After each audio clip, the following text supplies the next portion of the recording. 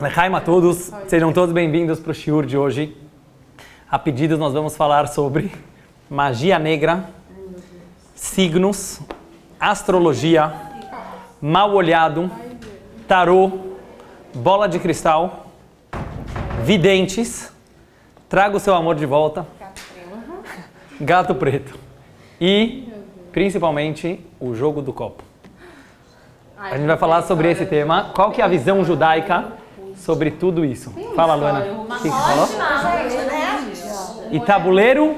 Jogo do copo. É tabuleiro Ouija. Tabuleiro Ouija. Esse é o nome científico do jogo do copo. Científico, eu edito o vídeo, não quero parecer... Não tem problema. Não quero. Luana, aqui é informal. Shiur informal. Sebris, tem que prestar atenção. Então o tema... Não tem... Ok. Vocês querem falar? Não, foco. Ela estava falando sobre o tema. Escuta. A Nekuda eu vou direto ao ponto, sério, não vamos prolongar, vocês sabem que esse meu shiur de quarta-feira é um shiur express, mas a gente vai tentar trazer todos os pontos de vista em relação a isso. A Torá fala bem claro no livro de Devarim, que a gente está lendo agora, Deuteronômio, acho que fala assim em português. Deuteronômio, desculpa, falei errado. Que quando vocês vão entrar na terra prometida, não façam como os povos daquela terra fazem. E aí a Torá começa a enumerar. Não tentem se comunicar com mortos, não tentem prever o futuro, não façam superstições, não façam nenhum tipo de magia ou feitiçaria. E a Torá, são 4, 5 versículos, e a Torá termina dizendo: Tamim tihyeh im Hashem Elokecha. Seja íntegro com Hashem, teu Deus. São 4 ou 5 versículos no qual a Torá coloca todas as proibições relacionadas a esse mundo mais esotérico e de descobrir o futuro e etc. Existem 2 opiniões famosas do Maimônides e do Nachmanides, Rambam e Ramban. Eles foram quase contemporâneos e os 2 discutem qual é a razão que a Torá, que Deus proíbe, nós buscarmos qualquer tipo de ajuda esotérica que seja relacionada com de saber o futuro ou se comunicar com mortos e assim por diante. Então, o Maimônides fala que a razão é que todos esses profetas e esses videntes, eles são charlatões, eles são mentirosos. Ou seja, eles têm alguma forma de te enganar, mas eles não acertam sempre. Óbvio que algumas vezes eles vão acertar e muitas vezes eles vão acabar errando, mas não é uma coisa segura para você seguir. Já o Nachmanides fala não. Tem gente boa nisso. Tem pai de santo lá na Bahia, que o cara traz o espírito para você. O cara vai te falar o futuro e é verdade. Tem astrologista, a maioria não é bom, mas tem alguns que realmente sabem. E mesmo assim a Torá proíbe você buscar esse tipo de ajuda. E aí a gente tem que entender a lógica. Por que não? Por que eu não posso buscar, por exemplo, saber alguma coisa do futuro dos meus negócios, ou do meu amor, ou... Sério, como as mulheres que gostam de ficar vendo no final da revista se o signo tá bom ou não, sempre certo? Se tá bom. Sempre bate. Não é proibido? Não, meu pai é astrólogo. Todos. Tá bom. Você olha... Eu não sabia, teu pai é astrólogo? Então você pode ajudar a gente nisso. Tudo que eu olho de característica tem a ver. Não, calma, tô falando pela Torá, calma. Trazer a visão judaica, isso aí que teu pai é. Tô falando, tem que ver o que a Torá fala sobre isso. Meu pai é religioso. Ah, teu pai é... Desculpa, não sabia. Mas eu quero falar o seguinte. Tem um tipo... Não, vamos analisar tudo pela Torá.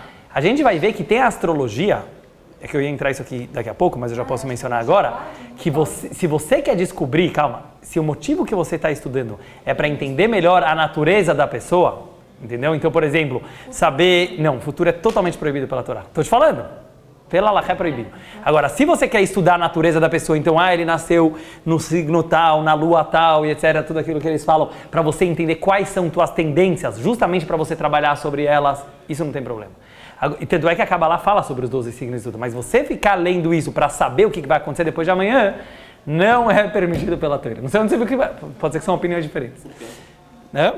Por quê? Vamos tentar entender agora. Lechaim? Depois a Luana traz a visão dela. Vou trazer minha visão agora. Pela Halachá, está escrito claramente que não pode. Agora vamos ver por que não. O que seria o problema disso? Então eu vou trazer algumas ideias, alguns conceitos para vocês. Primeiro a gente tem que entender um princípio, que tudo que Hashem fez no mundo, ele fez equilibrado para o bem e para o mal. Porque para ter graça à vida, o livre-arbítrio ele tem que ser completo. Então, tudo que tem no lado positivo, existe também do lado negativo. Por isso, muita gente se confunde e pensa que tudo que é espiritual é bom. Muita gente pensa, se é espiritual é bom, materialismo é ruim. Algumas religiões olham assim, espiritualidade é bom. O judaísmo fala não. Assim como no mundo material tem coisas boas e tem coisas ruins, tem coisa kasher e tem coisa não kasher, no mundo espiritual existem formas de você se conectar com Deus kasher e existem formas de você se espiritualizar que não são kasher. Quer dizer, não é tudo que é espiritual que é bom. Qual é um bom exemplo disso? Bilam. Bilam, ele era um profeta do Apocalipse. Ele era um profeta, na verdade, que ele era contra Moshe Rabbeinu, ele era contra o judaísmo. Dizem nossos sábios do Talmud que o Bilam ele era tão grande quanto Moshe Rabbeinu para o mal. Está escrito que não houve profeta como Moisés. O único que chegou no nível dele, só que para o lado negativo, foi o Bilam. E quando você pega na Torá, fala que ele conversava com Deus, Deus falava com ele. E é muito difícil de entender essa história. Se ele era tão perverso assim, como Deus falava com ele? Por que comigo Deus não fala e com Bilam Deus falava? Então as pessoas pensam, se ele fala com Deus, ele era muito espiritual. E aqui que eu queria ver com vocês, que existe magia negra, existe magia branca.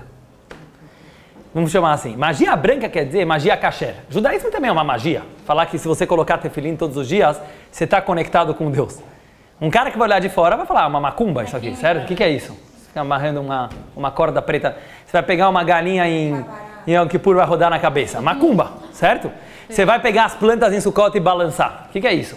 Fala. Tá, tem uma história que uma vez veio um rabino... Ouve, Sabrina. Veio um rabino, não sei se foi na casa do meu tio, em casa. Cabalista. É. E ele, sei lá, a gente pediu uns conselhos, estava num momento complicado, aí ele, sei lá, ele fez umas magias, eu tô falando sério, ele colocou... Chumbo na água. Cadeado, ele colocou uma água com papel pra, sabe? Sim. Umas coisas bem doidas, assim. Abrahar na porta não tem nada de demais, porque é pra abrahar. Mas... assim, umas coisas bem... Sim, então eu não sou muito dessa linha, de ficar fazendo essas coisas, mas tem muitos rabinos de Israel, cabalistas, que a gente sabe que eles fazem alguns métodos para tirar olho gordo, vou falar um pouquinho sobre isso daqui a pouco, mal olhado, etc. Eu não gosto, mas depois eu explico por quê, porque eu acho que, você vê na visão do Rebbe, mas a gente tem que se ligar com Torá e Mitzvot, que é aquilo que está escrito na Torá, e isso é a melhor magia que a gente tem, que você estava falando agora. Acho que ele estava interessado em arrecadar. Então, por isso que eu não sigo muito, realmente, eu não vou muito, eu não gosto muito dessa... Ele falou, para coisas ligadas a negócios, aí ele falou assim, eu te dou uma Abraham, mas me dá, ele assim, falou na cara dele. Mas quero uma doação. Eu vou falar literalmente, eu falo aberto, todo mundo pergunta, vou nesses rabinos cabalistas, até bom, você ouve isso aqui, eu sempre falo isso aqui, veio um monte de rabino cabalista todo ano. Eu falo assim, primeira coisa assim, rabino que é bom, você que viaja para ele. O cara não precisa vir aqui no Brasil ficar se hospedando na casa de ninguém. Não, eu não estou falando agora, eu não conheço, não quero falar. Mas eu tenho meu Rebbe, eu sigo, etc. Já faleceu, eu vou no túmulo dele. Mas assim, você tem que ter um rabino que você segue, porque você acredita nos princípios desse rabino, você acredita nas ideias desse rabino e você vai até o fim. Agora, ficar indo cada vez que alguém traz algum rabino na esquina para ir pedir... Vamos pedir uma brachá. Vai, entendeu? Eu também posso te dar uma brachá. Qualquer judeu pode dar uma brachá. Mas esse negócio de ficar falando do futuro, eu tô falando, particularmente, minha opinião, é que é um pouco perigoso, tudo bom? Bem-vindo. Eu acho que é um pouco perigoso, porque eu já vi uma pessoa que foi num rabino, um cabalista, e um falou ele estava na dúvida se devia casar com o cara ou não devia casar com o cara. Aí um rabino cabalista falou para ela, casa, e o outro rabino cabalista falou, não casa. E ela veio perguntar para mim, o que eu faço?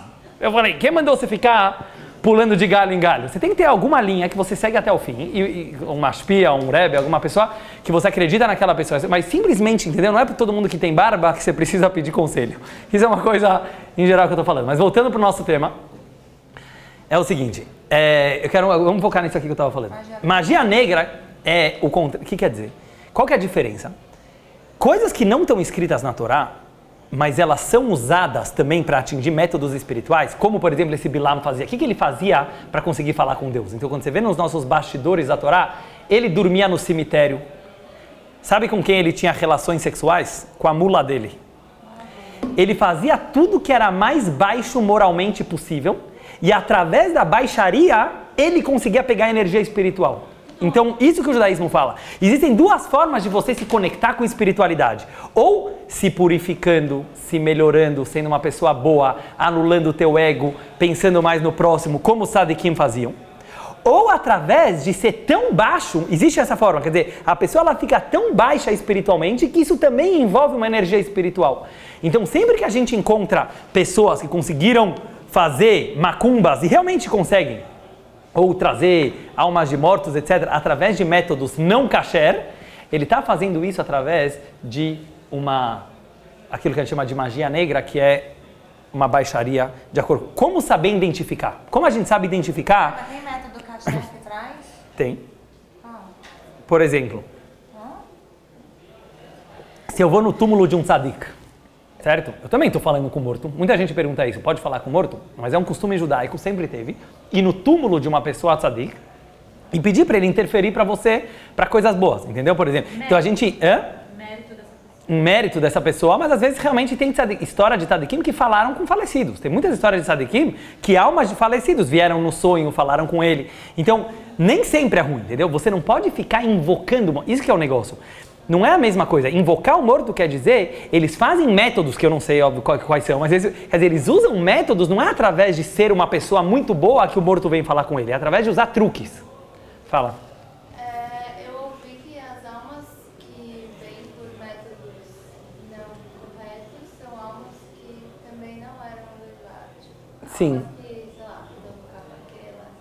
Que, Tem lugares que falam que tem algumas almas que elas não estão nem no paraíso e nem no inferno, que seria o seguinte, elas estão meio perambulando por aí, e são essas almas que realmente eles conseguem ter acesso. Então na Kabbalah fala muito sobre isso, de reencarnações e de almas e etc.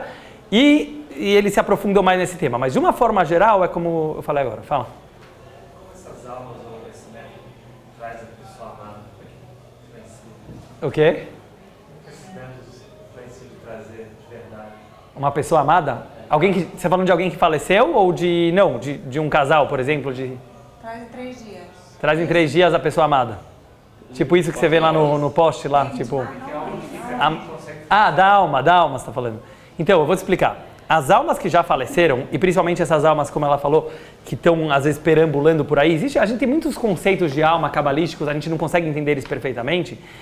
Existem formas de acessar essas almas. Mesmo no Talmud você encontra de pessoas que conseguiram falar com almas de falecidos, quer dizer, eu não tenho a técnica, certo? Quer dizer, eu não sou... Mas existem pessoas que têm o dom para isso, e a própria Torá está falando. E agora voltando para isso que eu estava querendo explicar. O que o Nachmanides fala? O fato que a Torá proíbe quer dizer que dá. A Torá não vai te proibir uma coisa que não dá. Então isso que a Torá fala, não pode falar com o morto, não pode fazer magia, não pode fazer feitiçaria, é porque tem jeito de fazer isso. Mas por algum motivo Deus, ele não quer que a gente vá atrás disso. Agora eu vou tentar explicar qual é a razão, qual que é a lógica que a gente pode colocar nessa mitzvah. Então primeira coisa para identificar quem é kasher e quem não é kasher.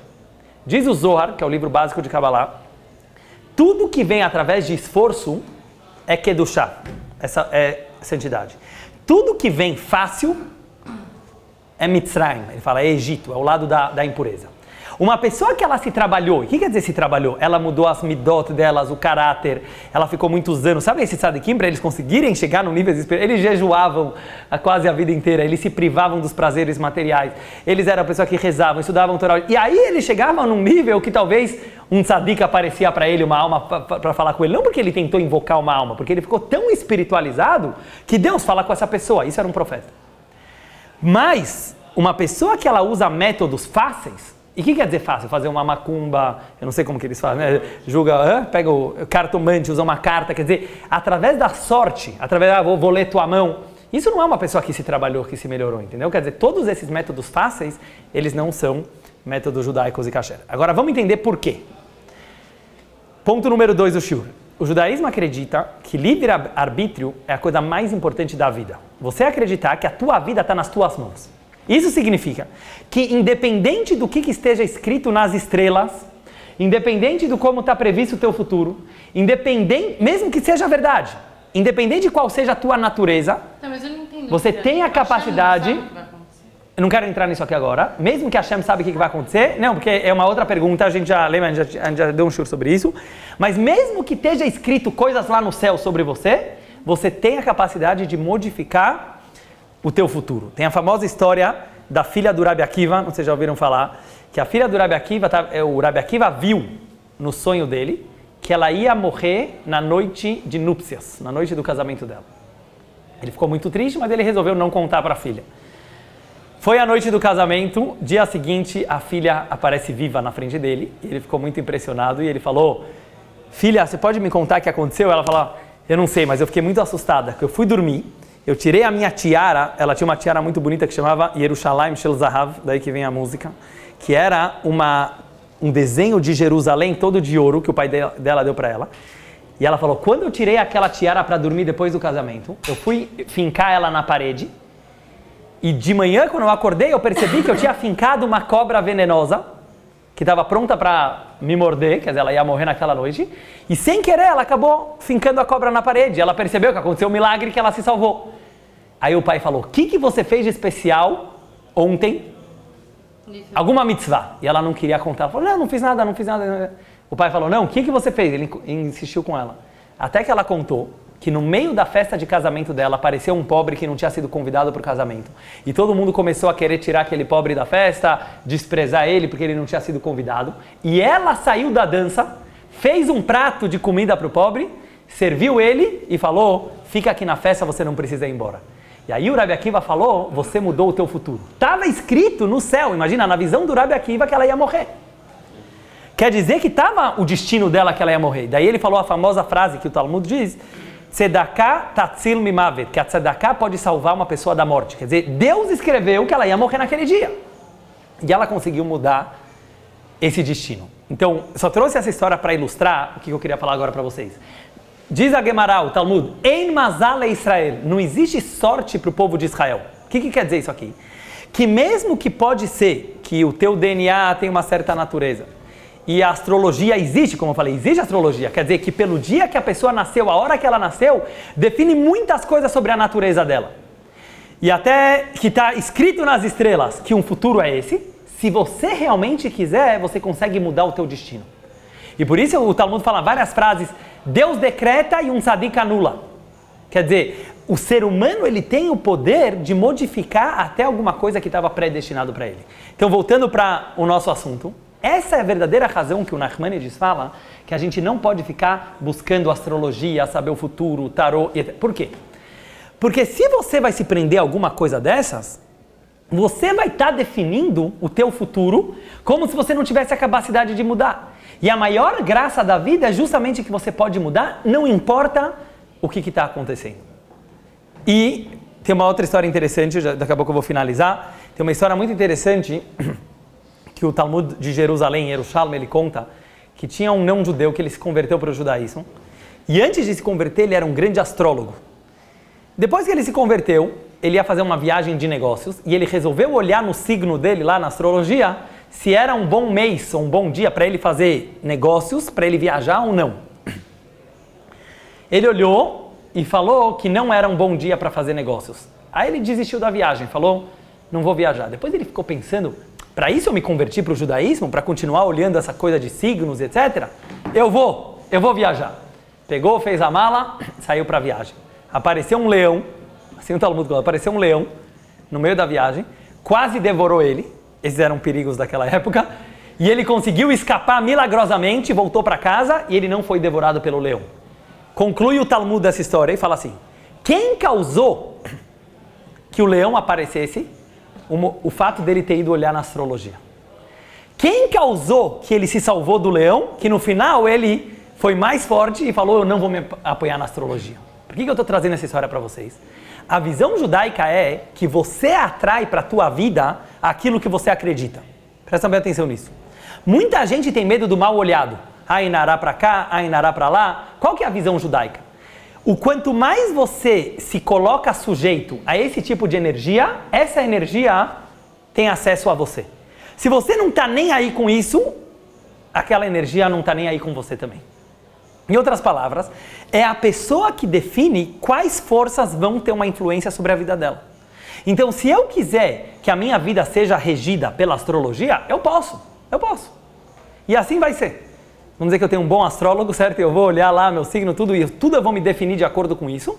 Vai acontecer. Se o cara for bom mesmo, vai acontecer.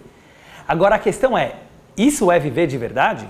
Isso que significa que eu estou com a vida nas minhas mãos? Não, porque eu estou deixando minha vida ser guiada por uma coisa que está além do meu livre-arbítrio. Se uma pessoa ela quiser de verdade, ela fala, eu só acredito em Hashem. Então, como que a Torá termina falando? Tamim tihieh im Hashem elokecha. Seja íntegro com Hashem. O que quer dizer ser íntegro? Acredite apenas em Deus. E o que quer dizer acreditar em Deus? Acreditar no teu livre-arbítrio. Acreditar em Deus quer dizer que acreditar que você tem um pedaço de Deus dentro de você. Então você é capaz de mudar a tua natureza e você é capaz de mudar teu destino, não importa qual seja ele. E por isso a gente tem várias histórias no judaísmo que estava escrito que o destino do cara era esse e ele conseguiu modificar. E esse é o maior prazer de Deus, quando a pessoa consegue mudar o seu próprio destino baseado nas suas ações, no seu comportamento e naquilo que você acredita. Concluindo, essa é a principal ideia que eu queria trazer no shiur de hoje. Eu não vou me aprofundar agora em todos os tipos de magias que tem, etc. Mas tem uma coisa que é difícil às vezes a pessoa entender, não sei se já ouviram falar, mas tem curas alternativas. Tem alguns médicos que eles conseguem trazer o espírito de um médico já falecido, o Dr. Fritz, João de Deus. E você foi, deu. Tem muita gente, principalmente quando a pessoa está desesperada, né? Às vezes ela não conseguiu através da medicina convencional, então ela vai buscar essas medicinas alternativas e é difícil você convencer uma pessoa a não buscar isso. Eu tinha um amigo na minha classe, até na Yeshiva, que ele não era religioso, depois ele ficou religioso, mas ele tinha um tumor muito grande na cabeça. E ele contava pra gente que ele foi num desses Dr. Fritz aí, e o cara pegava um serrote, sem anestesia, não sei se você sabe como que funciona nesses lugares, é nada autorizado pela medicina, cortou a cabeça dele, tocou lá dentro e o tumor sumiu, assim que ele contava pra gente, e o cara tomava remédios, etc. Mas existem muitas histórias que vocês vão ouvir, algumas funcionam, algumas não, né? Existem essas histórias. Agora, a Torá também não permite a gente buscar, porque é através de espiritismo. Muita gente vai. Uma vez aconteceu em Israel, alguns anos atrás, que estavam indo para algum país, onde que era? Acho que era para o Chipre, que estavam falando que tinha não sei onde, Filipinas ou Chipre, tinha algum lugar lá que tinha algum médico que estava curando muita gente do câncer através de medicina alternativa. E os rabinos soltaram uma carta falando que isso era totalmente proibido pela Torá. No final eles se deram mal, que a maioria que foi acabou morrendo, foi uma coisa muito triste, quer dizer, não era cura de verdade, mas a maioria não consegue curar, porque senão todo mundo iria. Não quer dizer, mas tem alguns casos que eles conseguem curar. Seja lá como for, os rabinos soltaram a explicação por que não pode buscar isso. Eles falaram uma coisa interessante. Sabe quando você tem uma dorzinha no dedão do pé e de repente vem alguém e te dá um soco no nariz? O que vai acontecer com a dorzinha do dedão do pé? Vai sumir, já percebeu? Uma dor maior, ela anula uma dor menor. Às vezes você está com uma dorzinha, de repente fica com dor de cabeça, sumiu aquela outra dor. A dor maior, ela anula a dor menor. Então a Kabbalah explica que existem formas de trazer a cura através que você traz uma impureza tão grande que aquela doença acaba sumindo. Então os rabinos queriam explicar o seguinte: pode ser que tem gente que consegue através de uma cura alternativa fazer uma macumba e trazer mas na verdade é porque ele trouxe uma energia tão ruim para aquela pessoa que momentaneamente aquela doença sumiu, mas depois pode ser que ela vai voltar com mais força. Mas sem querer entrar em todos os detalhes, a gente tem fé e a gente acredita que se a Torá falou literalmente para não buscar esse tipo de ajuda que envolva espiritismo, envolva almas, envolva mortos. Eu conheço muita gente que tem algum ente querido que faleceu e ele tem muita vontade de se comunicar com aquela pessoa, porque a pessoa fica com muita saudade e ele quer saber o que está acontecendo com aquela alma. Mas a Torá fala literalmente, não vai atrás dessas coisas, porque você não está fazendo bem para aquela alma. E eu conheço história de rabinos, até o Rabino Alper me contou, do Beit Chabad, me contou uma vez, de pessoas que foram fazer esse tipo de como fala? Contato com mortos. E eles tiveram algumas surpresas, tipo assim, de falar que o próprio pai de santo falou para ele, não estou conseguindo. Você é judeu? Perguntou para ele, você é judeu? E ele falou, sou. Ele falou, o que você está vindo buscar ajuda comigo? Você tem os outros métodos muito melhores. E ele falou, não está dando porque a alma da tua mãe é judia. Então existem algumas histórias que mostram assim que mesmo os pais de santos falaram pro cara, não é para você esse tipo de coisa. Eu conheço histórias que o Rebbe apareceu no sonho da pessoa. E não, para os outros não tem proibição. Realmente, fora do judaísmo não tem essa proibição. Mas no judaísmo isso aqui é uma proibição clara. Então a gente tem que ter fé em Hashem e saber que o nosso livre-arbítrio está acima de tudo. Então óbvio que às vezes a pessoa pode ficar com saudade, ele quer saber o que vai... Todo mundo quer saber, né? Às vezes com quem eu vou casar, o que vai acontecer no futuro. Mas a graça da vida, se você pensar bem, é não saber. A graça da vida é que o destino está na tua mão e a gente tem o poder de modificar qualquer coisa. Então acreditando em Deus e seguindo o caminho certo, quer dizer, como muita gente que ia perguntar para o Rebbe, me dá uma segulá, ele fala, me dá um truque para eu me dar bem na vida. O Rebbe falava, faz as mitzvot, certo? Quer dizer, não vamos inventar coisa nova, chumbinho para cá, coloca tefilin, não precisa fazer tudo de um dia para o outro, mas você melhorar em Torá e mitzvot é a melhor magia que você pode fazer, que é a magia kasher, e através disso a gente se liga com Deus e acredita que isso vai melhorar. Shkoyach a todos, quem tem perguntas podem... Tem perguntas?